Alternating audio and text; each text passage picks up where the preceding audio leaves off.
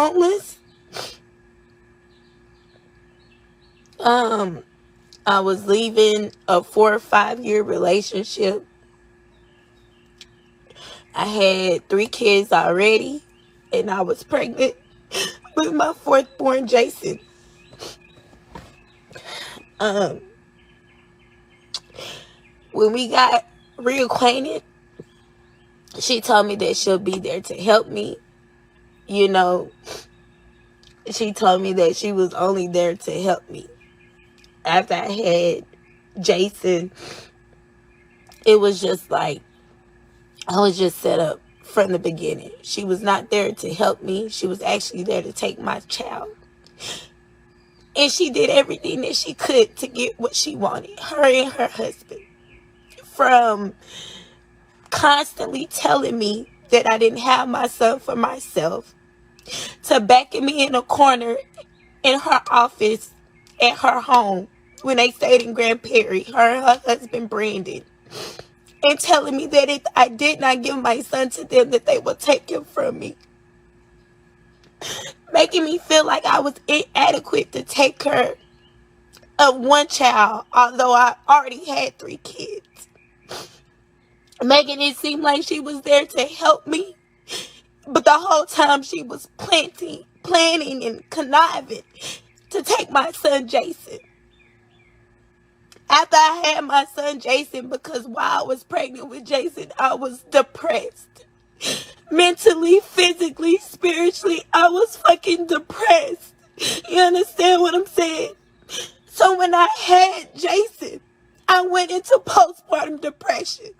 I never dealt with that in my whole entire life or having children. I never dealt with postpartum depression. I didn't know what it was. I didn't know how to deal with it. I just know that I was dealing with it. You know, and she took that and she prayed on my vulnerability to the point where she had me in front of a fucking MacBook recording and asking me questions, talking about it was counseling, but it wasn't counseling, because later on down the line, a few years later, she would then use that evidence against me in court when I went to fight for my son. Okay?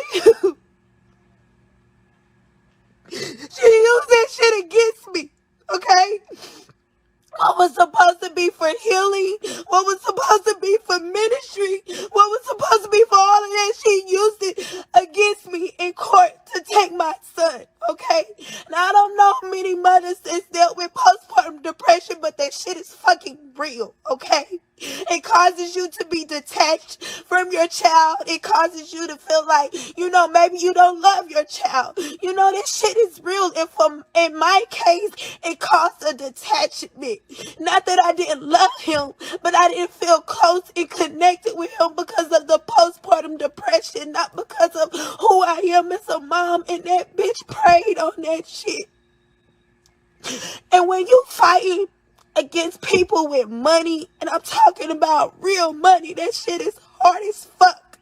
I represented myself in trial by myself, and I had to sit up there and come to the agreement because I didn't know how to fight no more. They paid my lawyer off. They paid the judge off. They didn't even want to submit their income documents, her health documents, nothing, to the point where they had even the little minions around them doing the work for them. You know what I'm saying? That girl, for a whole year straight after I had my baby, did whatever she could to put it in my head that my baby was not for me, to the point where she brought down a so-called prophet by the name of Gaylena, okay? And they performed this whole little, I call it an exorcist now. Had me laying on the floor, speaking in tongues over me, pouring oil over me. Then she comes up with this elaborate story talking about I didn't have Jason for myself, that I had Jason for Cora and Brandon Coleman, and how she could see Brandon sitting on some type of throne.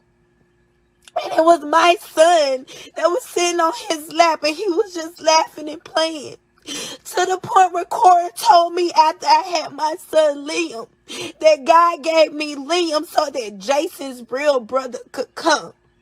Who the fuck is Jason's real brother? Cause bitch, it sure ain't no child coming from you because you can't have kids. She can't have kids. You understand what I'm saying? The bitch can't have kids. I'm not the first person that she tried this with, but I'm the only person that she got this fucking far with. And I'm tired of being quiet. To the point now, from 2018 to now, Brittany Coleman was locked up on May 4th for sexually assaulting the adopted daughter of Mari. And it wasn't just a one-time offense. It was continuous sexual assault. So now I gotta sit here and I gotta think, well, did he touch my baby? Did he touch my baby? You understand what I'm saying? I haven't seen my child since 2018. They keep him from me. I don't know where they stay. I don't know where they live. I don't know their day-to-day thing. I don't know anything. This whole fucking time. And this man has been a motherfucking molester in your motherfucking home, but you so worried about making this home, making this family, having these kids that you're willing to steal, kill, and destroy other people's lives, other people's families. I can't tell y'all how many times my baby sit up here and ask me for their brother. Mama, when we gonna see Jason? Mama, when is Jason coming home? And I don't have an answer to give them.